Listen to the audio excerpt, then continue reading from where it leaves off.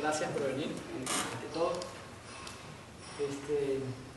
Si bien Manuel comentó que lo voy a abrir con Marx, evidentemente voy a hacerlo desde una perspectiva distinta a la que estamos acostumbrados, porque me interesa mostrar a un Marx desde una perspectiva filosófica, ¿no? Siempre volviendo al horizonte de que Marx pensó desde la filosofía, que su planteamiento teórico lo hizo siempre desde la filosofía y problematizando su propia tradición, problematizando el mundo.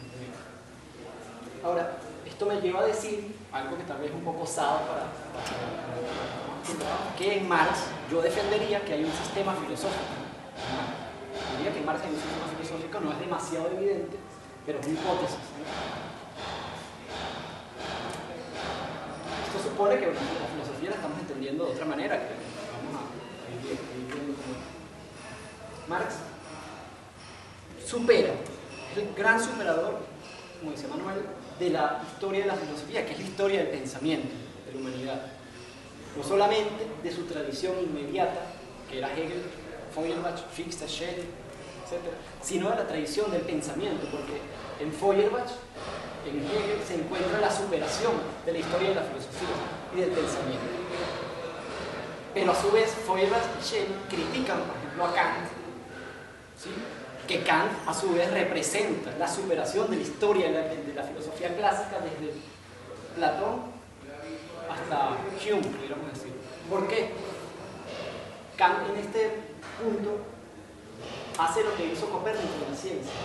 Kant da un giro copernicano a la comprensión de la realidad y encuentra que ya no es el objeto el que produce el dato sensible para el sujeto, sino que es el sujeto con las reglas del entendimiento el que da cuenta de lo que es decir, le da una carga importante al sujeto en la comprensión de la realidad. Eso genera un quiebre importante en la historia del pensamiento, no solamente de la filosofía, sino también de la ciencia. Ya con eso hay una superación importante. Ahora, Kant entra en un primer problema cuando divide, una vez más, de otra forma, pero sigue dividiendo al sujeto del objeto. Sí, ahora es el sujeto que con sus reglas del entendimiento descubre y comprende un objeto que le es extraño, que de hecho es imposible de conocer, porque lo único que puede hacer el sujeto es conocerlo con sus reglas de entendimiento, no puede acceder realmente a la cosa en sí, y entra en un problema. Esto genera una corriente que pudiéramos llamar activismo teórico, que defiende la autonomía de la conciencia sobre todas las cosas, y se propone volver a unir, o se propone como labor filosófica unir al sujeto y al objeto, que Kant dividió, ¿sí? Se accedió a que el sujeto es activo en la comprensión de la realidad, pero se generó una división con el objeto. Hay un movimiento filosófico que se propone, entonces, volver a unirse al sujeto y al objeto, que surge con Schelling y Fichte. Fichte y Schelling, para reducir, tratan de unir al sujeto y al objeto, pero no logran porque lo que hacen es identificarlo, a decir que el objeto es una suposición del sujeto. Para no entenderlo como algo extraño, supongo dentro de mi propio espíritu al objeto y digo que es algo que forma parte de mí, pero es una suposición solamente. Sí, es evanescente, no tiene sustancia. Por eso, por allí, en la introducción de la fenomenología del espíritu, Hegel dice, bueno, pero esto es una farsa porque es como la noche en la que todos los gatos son pardos, ¿no? Si es de noche y todos los gatos son negros, ¿cómo puedo distinguir a la noche de los gatos? Si no se ve. Así es igual, ¿cómo puedo distinguir a los sujetos de los objetos si me estás diciendo que es lo mismo? Entonces Hegel es el que, de una manera un poco más interesante, logra comprender que ya el sujeto no supone el objeto, sino que el sujeto es el que crea el objeto. Entonces se da cuenta de que eso que está allí como objeto es una producción del sujeto. Todo esto, evidentemente, en términos espirituales, idealistas, porque más que una producción termina siendo una identificación. Entonces, esto le da una clave fundamental a Marx, de donde viene Marx, para darse cuenta, bueno, que si esto ocurre así, entonces no es el sujeto, no es el espíritu el que da cuenta del objeto, sino que es el ser humano concreto el que da cuenta de la realidad con su propia práctica, ¿no? Entonces, en ese sentido, la tradición filosófica que supera a Marx es la tradición filosófica que superó la historia del pensamiento. Por tanto, Marx superando a Hegel supera en general la historia de la filosofía. ¿Y qué supera Marx? Marx supera fundamentalmente la gran división entre lo teórico y lo práctico. Porque si bien Hegel superó la idea de la separación del sujeto y el objeto, no superó la separación de teoría y práctica. Porque tanto el sujeto como el objeto se dan en Hegel desde el espíritu.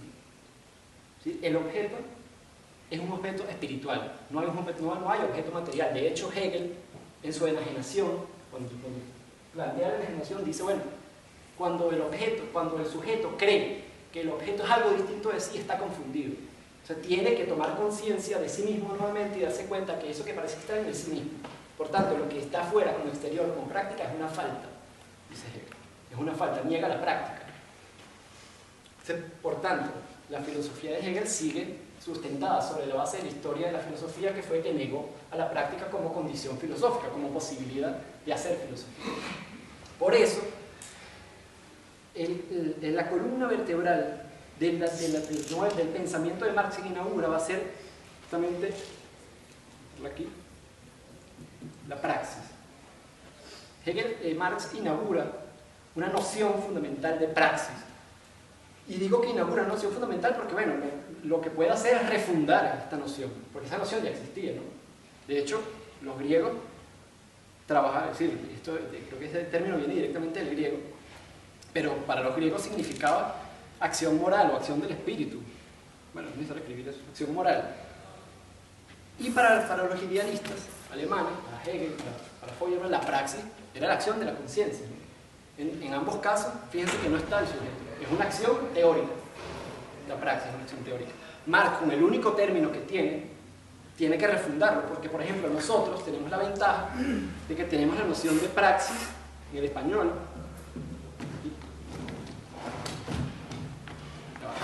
Saboteo.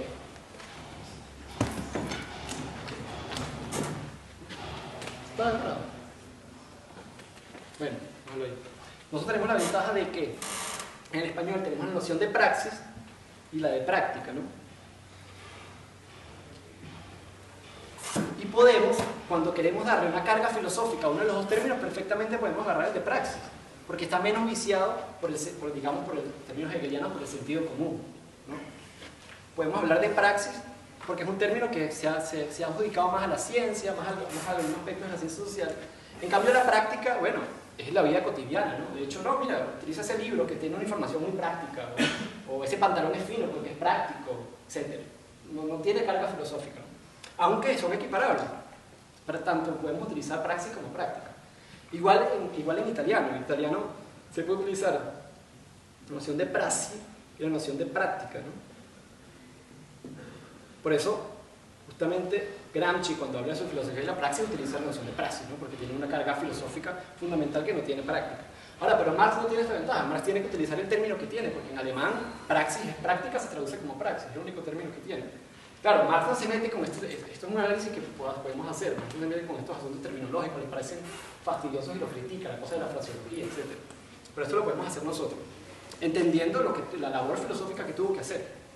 Entonces, Marx le da carácter filosófico a la praxis. Ya la praxis no es desprestigiada, considerándolo como algo inferior, porque lo teórico es lo fundamental, porque el espíritu se debate entre la teoría y la práctica es algo considerado como de menor valor. De hecho, Kant, en su crítica de la razón pura, bueno, mentira, en la crítica de la facultad de juzgar dice, hay una filosofía práctica, ciertamente, pero la filosofía práctica es la filosofía que se ocupa de los problemas prácticos, solamente. La filosofía, por ejemplo, que piensa en los problemas del hombre en la sociedad, eso es la filosofía práctica. Pero de ninguna manera, las condiciones reales eran objeto de filosofía de ningún tipo. Eso son otra cosa, eso son técnicas, dice. Eso es asunto de la técnica. Y Hegel va a continuar lo mismo. Entonces, siempre la praxis tuvo carácter teórico. Marx es el que le da por primera vez carácter práctico a la praxis. Ahora, no solamente le da carácter práctico, sino que concibe la praxis como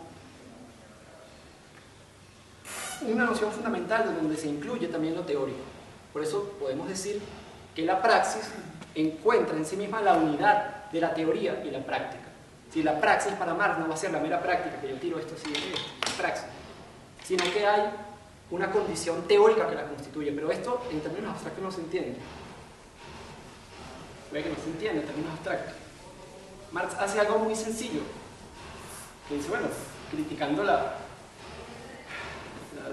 fetichización y la mistificación de los procesos, dice, bueno, pero la praxis no es más que la actividad humana. La actividad práctica material del ser humano. Esa es la actividad, la praxis es la actividad del ser humano. Ahora, es una actividad práctica material del ser humano, al ser así, es necesariamente una actividad consciente. El ser humano tiene conciencia.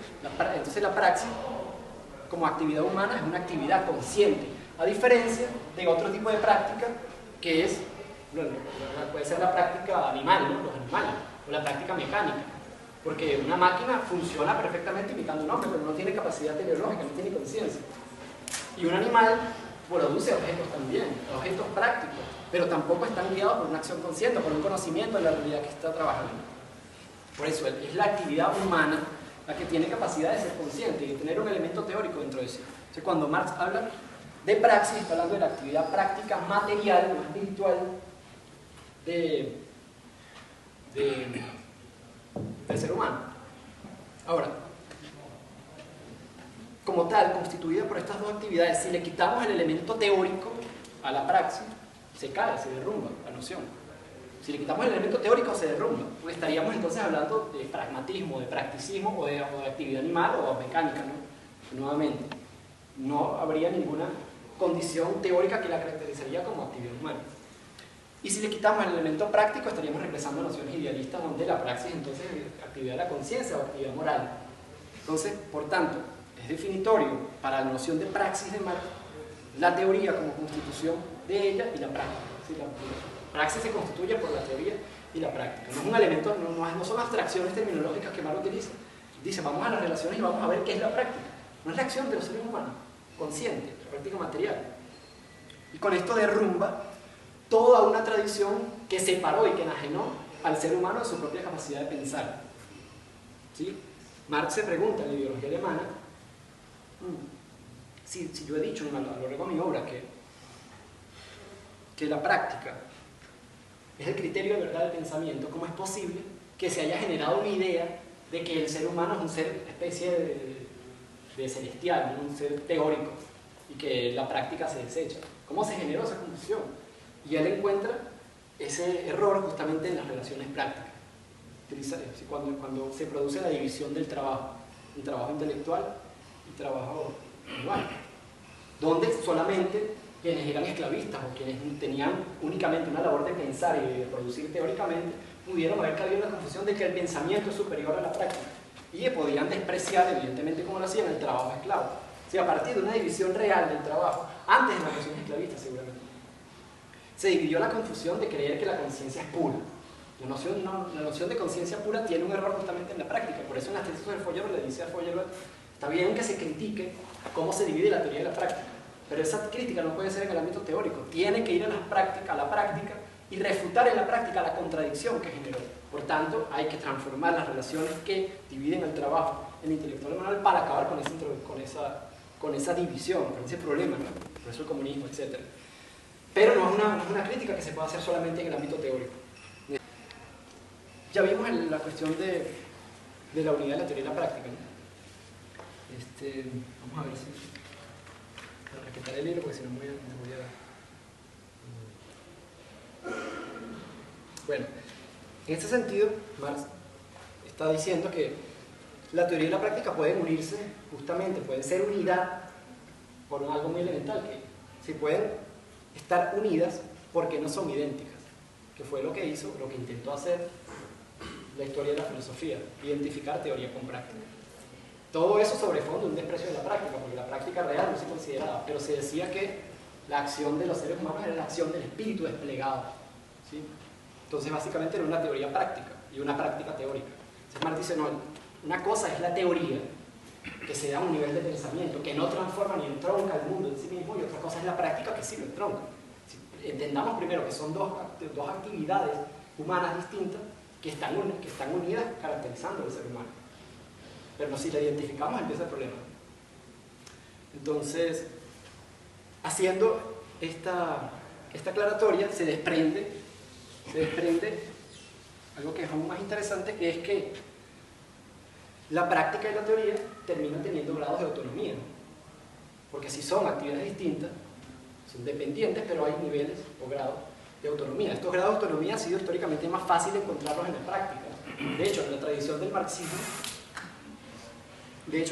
marxismo ha creído que la praxis, no toda la tradición, cierta corriente, el marxismo ha creído que la praxis es actividad práctica en sí mismo, ¿no? El elemento teórico pudiera faltar. Entonces, es más fácil ver la autonomía de la propia práctica que se responde a sí misma, que se desarrolla por sí misma. Es una actividad práctica consciente. No todo se hace atravesado por una conciencia, pudiéramos decir en algunos aspectos. De hecho, por ahí hay algunos marxistas psicoanalistas que hablan de acciones pulsionales que no están dirigidas por emociones conscientes, etc. Pero es un poco, tal vez, más difícil ver cuál es el grado de autonomía de la propia conciencia. ¿Cómo es esto, sobre todo en Marx, ¿no? ¿Cómo es esto de la autonomía de la conciencia en Marx? ¿Cómo se entiende eso? O cierto grado de autonomía, porque lo que históricamente hemos escuchado es esto de que Marx en su segunda tesis sobre Feuerbach dice que, bueno, que el criterio de verdad, el pensamiento se encuentra justamente en la práctica y que el ser social determina la conciencia social también. Entonces, si esto es así, ¿no es entonces la teoría un correlato de la práctica? ¿No es la teoría un reflejo de la práctica? Y esto de la estructura y la superestructura que Marx plantea en la contribución a la crítica del orden político, el prólogo a la contribución a la crítica del orden político, que ha traído mucho debate dentro del marxismo, si es una metáfora, si no es una metáfora.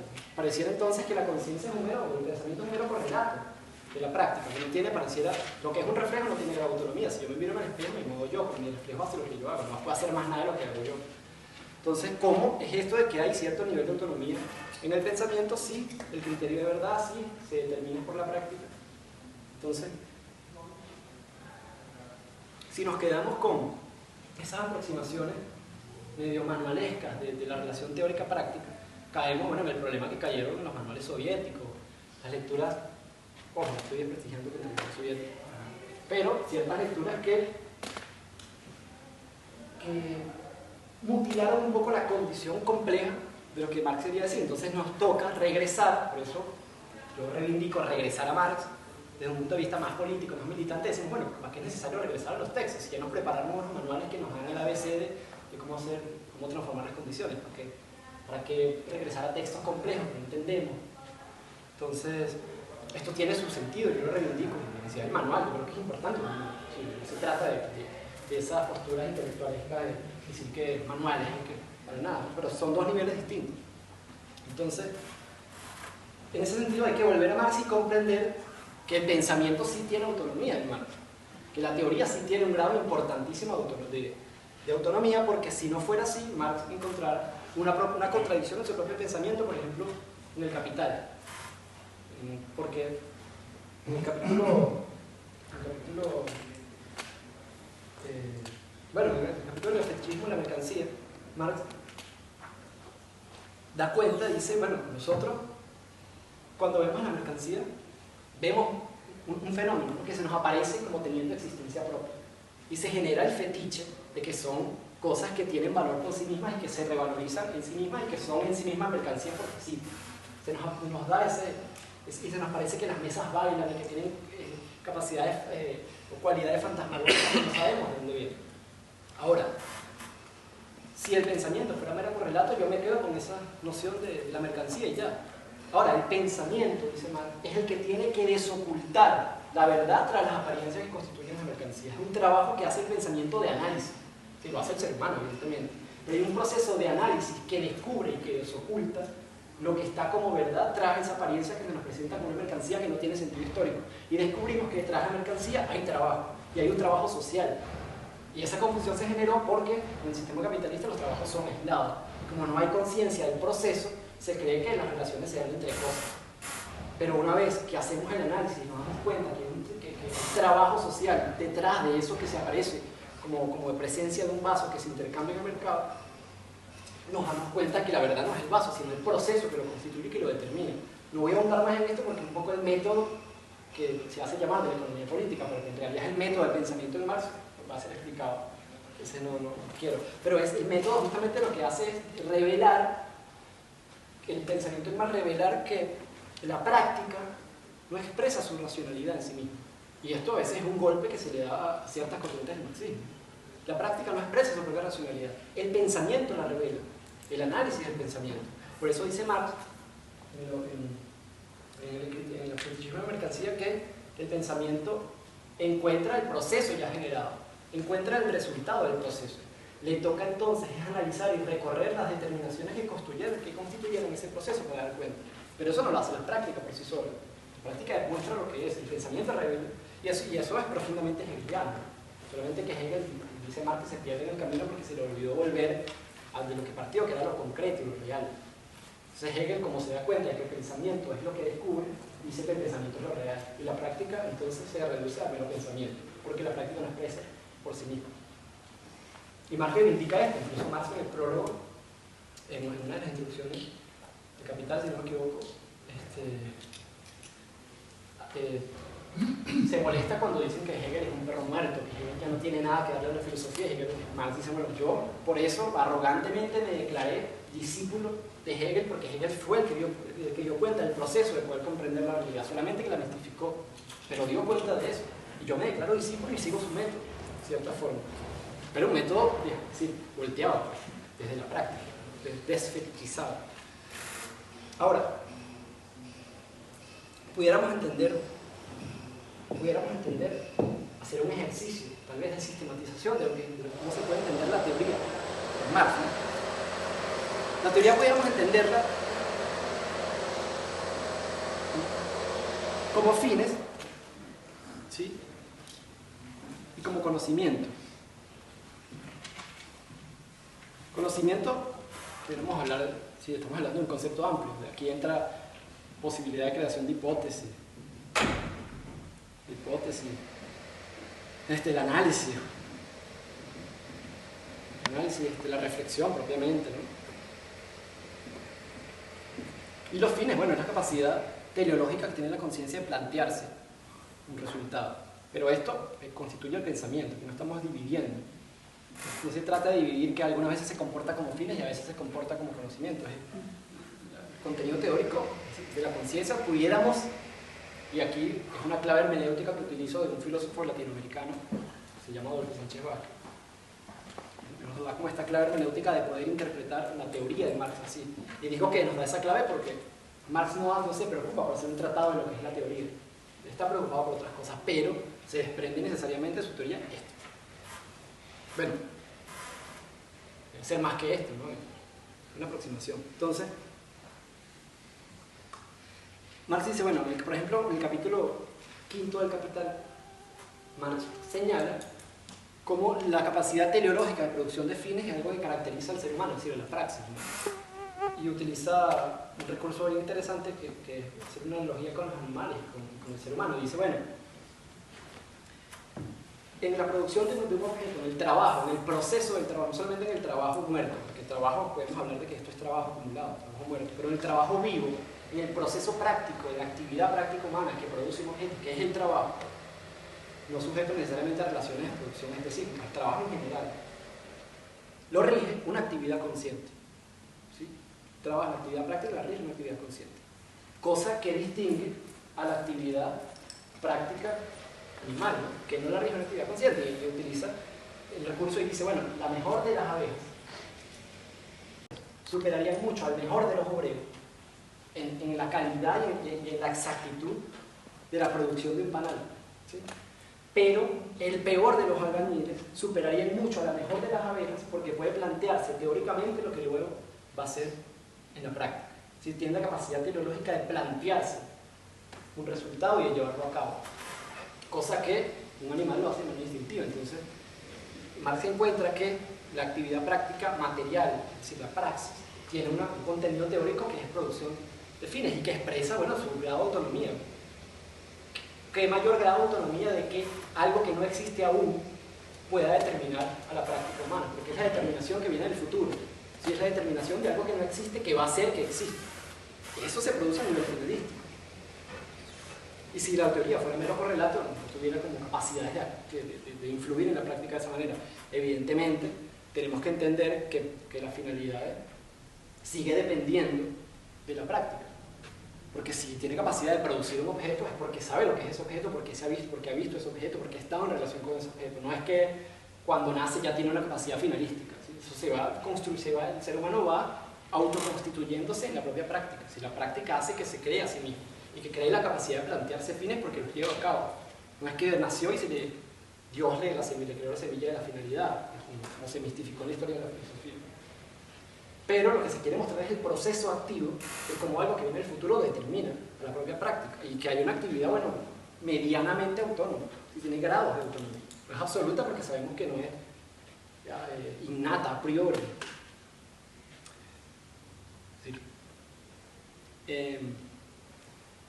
Y, bueno, estas capacidades finalísticas también las podemos ver de manera interesante en Grundrisse, en la introducción de los Grundrisse. Marx, mientras habla de la relación de producción y consumo, vuelve a ver que cuando se produce, esta producción está determinada por el consumo. Es decir, Marx dice en la introducción que se nos presenta el consumo como una determinación que viene del futuro, porque producimos algo para que se consuma, ¿no? O porque se necesita. Pero a su vez, es una relación dialéctica porque a su vez el consumo también determina la producción. ¿Sí? O sea, así como la producción también determina el consumo, porque lo que dijimos de los fines, que si yo no sé lo que es un objeto que necesito, no lo produzco, ¿no? ¿Sí? En ese sentido, la producción también determina el consumo. Si yo deseo solo lo que he visto en la práctica, yo deseo solo lo que he sabido que satisface una necesidad. Por eso tiene primero que haber una prioridad práctica para generar la noción de consumo. Esto es un debate, bueno, el psicoanálisis pudiera hablar de la relación que Freud establece entre necesidad y placer, etc. Pero, bueno, y en el sentido del conocimiento, ya, bueno, lo desarrollé antes, que es cómo el conocimiento desoculta, revela. Y esto genera grados de autonomía.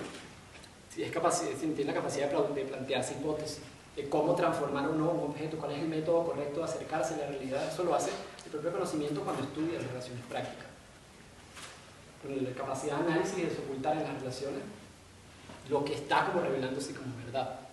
Ahora, vuelvo y repito, que no se malentienda que sigue siendo la práctica el criterio de la verdad del pensamiento. Eso es una verdad. Simplemente que no se da el conocimiento, cuando revela esa verdad, no se da como un correlato, sino que se da como un proceso. Pero el conocimiento sigue siendo, la práctica sigue siendo la base del conocimiento. Por eso Marx dice en la ideología alemana, bueno, solamente la creación de la idea de que tenemos una conciencia pura viene de la propia práctica que nos generó esa idea. La conciencia es un producto histórico. La conciencia es producto de la historia. El pensamiento, como pensamiento determinado, es producto del desarrollo histórico de los seres humanos. Ahora, de esta manera pudiéramos decir que se da, que se revela, que se mueve, que se da el movimiento de la praxis en Marx. Estamos entendiendo entonces que praxis se da como unidad entre la teoría y la práctica, porque es la actividad humana que se plantea fines y que entiende y comprende la realidad. Porque, aparte, hay una relación indisoluble entre fines y conocimiento. ¿Sí? Yo me planteo fines porque conozco la realidad que quiero transformar. ¿Sí? ¿Cómo? Es como una aporía, si no fuera así. ¿Cómo transformo conscientemente algo que no conozco? No sería consciente. Si tengo que, para conocerla, para transformarla conscientemente, que es lo que caracteriza la actividad humana, tengo que conocerla. Por tanto, el conocimiento es un factor indispensable que necesito para que existan los fines. El conocimiento de la realidad. Y a su vez, los fines también determinan el conocimiento, porque siempre se conoce para algo, ¿no? Puede que no tenga una finalidad específicamente práctica. Y aquí podríamos hablar de la ciencia más pura. De repente es una búsqueda de una verdad mucho más teórica, pero siempre hay una finalidad fuera de la propia conciencia del entendimiento. Y esto es una relación que tal vez, no yo, es una hipótesis que se puede desarrollar la historia de la filosofía. Porque la filosofía dice que la filosofía es saber por saber. Es amor al conocimiento. Si yo sé, es necesario Sí, la filosofía se da cuando conocemos por conocer, por amor al saber. Pareciera que enajenaron, que extrañaron la capacidad finalística del ser humano de la capacidad cognoscitiva. ¿Sí? Porque decir que se conoce por conocer es decir que se conoce porque sí, para saber y para ser muy cultos y para decir que somos filósofos. Y no se conoce al servicio de un fin, al servicio de algo que nos planteamos por la cual seguimos ese conocimiento.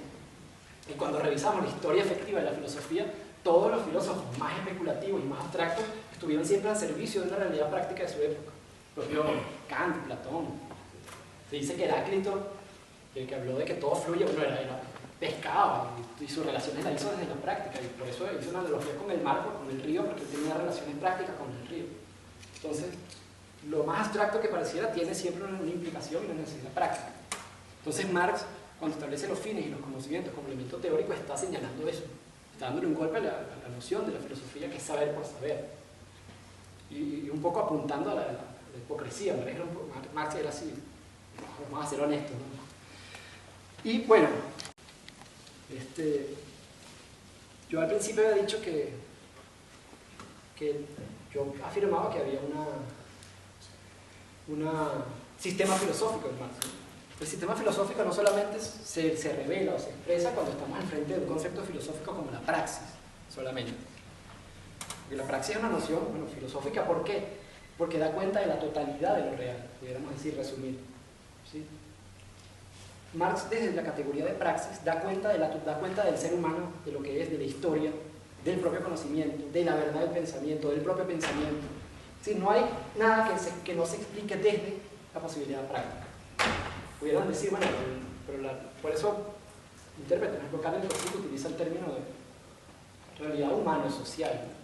Porque hay aspectos de la realidad natural que no dependen propiamente del hombre, pero conocerla sí, y es una actividad también que se da con el desarrollo de la propia práctica, porque el conocimiento se ejercita en relaciones prácticas también. Entonces, Marx, con la práctica, así como lo hizo en la historia del pensamiento con la teoría, que la teoría, que el conocimiento da cuenta de la realidad, Marx dice, bueno, la práctica es lo que da cuenta de la totalidad de lo real. Eso hace entonces que la praxis sea una categoría filosófica para Marx, aunque Marx no lo reconociera así, porque Marx no se disputaba terminológicamente un lugar en la filosofía. Pero yo creo que sí hay un sistema filosófico, aunque Marx no lo hubiera querido. Yo no sé si era consciente o no, pero creo que lo hay, porque en 1843, por ejemplo, Marx le escribe una carta, busquen esa carta que es súper bonita, una carta muy interesante, se llama Arnold Rush, es de septiembre del 1843. Digo septiembre porque hay otra de mayo y otra de antes. Ellos se intercambiaron como 7 cartas. Estaban preparando los anales franco-alemanes, que fue una colaboración que hicieron juntos, donde está, bueno, está la cuestión judía, la crítica de la filosofía del derecho de Hegel, etc. Entonces, ese es un proyecto que lleva a cabo con este filósofo alemán que se llama Arnold Rush. Esta es la última carta de septiembre, donde Marx está, bueno, explicando un poco la labor de lo que es su labor filosófica, ¿no? Y él dice en esa carta, al final, como lo dice a Rush, bueno, como gran síntesis, pudiéramos decir que nuestra labor en tanto filosofía es llevar a cabo el autoesclarecimiento de las luchas y deseos de los seres humanos. Es decir, el autoesclarecimiento, dice Marx, de las condiciones que dan cuenta de la realidad para poder transformarla. Contentémonos con eso. Y él está haciendo eso entrando en disputa con la filosofía del futuro de Feuerbach y de otros filósofos hegelianos que decían que la realidad se transformaba planteando los principios. Él decía, esos principios no se pueden plantear si no vienen de la propia práctica. ¿Sí? Yo no vengo aquí a plantear principios del futuro, yo no vengo aquí a hacer una filosofía del futuro, yo vengo aquí a dar cuenta del presente. Y si van a surgir nuevos principios, que esos principios surjan de la práctica real, a la que voy a criticar. Si los principios superadores van a venir de los principios de la práctica, conociéndola la transformo.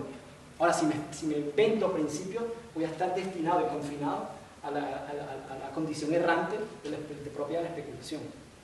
Entonces, dice, como gran síntesis, que la labor filosófica es la labor del autoesclarecimiento de nuestras propias condiciones para poder transformar. Y dice al final de esa carta, esto textualmente no es más que una confesión. Esto requiere solamente de una confesión, dice Marx, y nada más. Para que la humanidad supere, o para que la humanidad logre el perdón de sus pecados, tiene que confesarlos tal y como son. Para que la humanidad asegure el perdón de sus pecados, tiene que confesarlos tal y como son. ¿En qué sentido dice esto Marx? En que si yo, como decían los jóvenes hegelianos, que ellos son los grandes críticos y quieren transformar la realidad, pero solo se dedican a criticarla y a generar relaciones mistificadas que den cuenta de no voy a poder transformarla. Tengo que dejar la elaboración teórica abstracta y dar cuenta de lo que es la realidad en sí misma y encontrar las contradicciones en sus propios principios prácticos. Cuando doy cuenta de lo que es, puedo transformarla. Ahora, si ando justificando místicamente los procesos, no voy a poder transformarlos nunca. Por eso dice, para poder ser superada, tiene que confesar lo que es, tiene que mostrarse tal y como es, ¿no? Esto lo hace un poco utilizando terminología religiosa, justamente criticando esto. Y esto lo vemos, por ejemplo, si nos queremos plantear, si se quiere plantear la transformación del Estado, pensará Marx, yo no puedo plantearlo, la transformación del Estado desde lo que es el Estado para Hegel, ¿no? Desde el despliegue del espíritu político en la cultura, o lo que es el Estado para Hobbes, un pacto voluntario entre los soberanos que para no matarse le dan al Leviatán la facultad de dirigirlo. Si yo planteo esos términos del Estado, ¿cómo voy a transformarlo si estoy modificando la relación? Vamos a ver lo que es realmente y conociéndolo, luego de conocer las condiciones que nos oprimen, nos podemos plantear su transformación. Entonces, por ejemplo, el Capital, la obra del Capital, se revela en este caso como una obra filosófica en tanto que está regida por el mismo principio que Marx plantea en el 43, porque el capital no es más que una caracterización del sistema capitalista que oprime a los seres humanos, siempre en vísperas de su transformación. Por eso el capital es una crítica a la economía política, porque es la economía política la que justifica y legitima el sentido del capitalismo en términos positivos. Ahora, fuera de este horizonte, si no entendemos la obra del Capital con este horizonte filosófico, podemos llegar a decir que es una obra económica, que Marx fue un gran economista, que hizo economía. Y como han dicho por ahí investigadores, bueno, que así como en Heidegger el lenguaje es la casa del ser, en Marx la economía es la casa del ser, como lo que explica la totalidad de lo real. Pero Marx hace una gran crítica justamente a la economía porque dentro de sus leyes, dentro de su forma estructural de actuar, oprime y destruye a los seres humanos. Por tanto, para dar cuenta de las condiciones que nos oprimen, como dice aquí, hay que esclarecer cuáles son esas condiciones. Toda la obra de Marx que se expresa económicamente está atravesada por un planteamiento de carácter filosófico, que es un planteamiento de la praxis, de la filosofía de la praxis. Porque si no fuera desde la praxis, Marx estuviera coqueteando, o ni siquiera coqueteando, Marx estuviera entrando directamente dentro del proyecto de los jóvenes hegelianos. Porque los jóvenes hegelianos, para ellos también era fundamental la crítica, y para ellos también era fundamental dar cuenta de lo real, críticamente, pero hasta ahí. Ellos no se planteaban la transformación. Por eso en el prólogo, o en la introducción a la filosofía del derecho de Hegel, Marx entra en disputa con ellos. Dice, bueno, si ustedes quieren superar la filosofía, primero tienen que realizarla.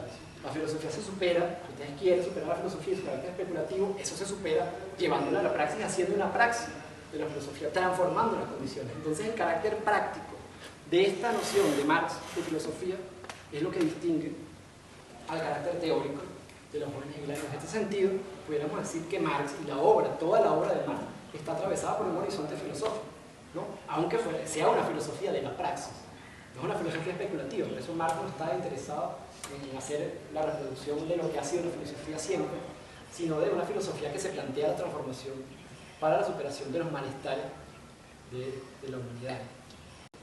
Bueno, yo creo que eso era lo que yo quería decir. Entonces, yo creo que ya lo dije. Y está bien, yo creo que podemos darle, no sé si hay un break.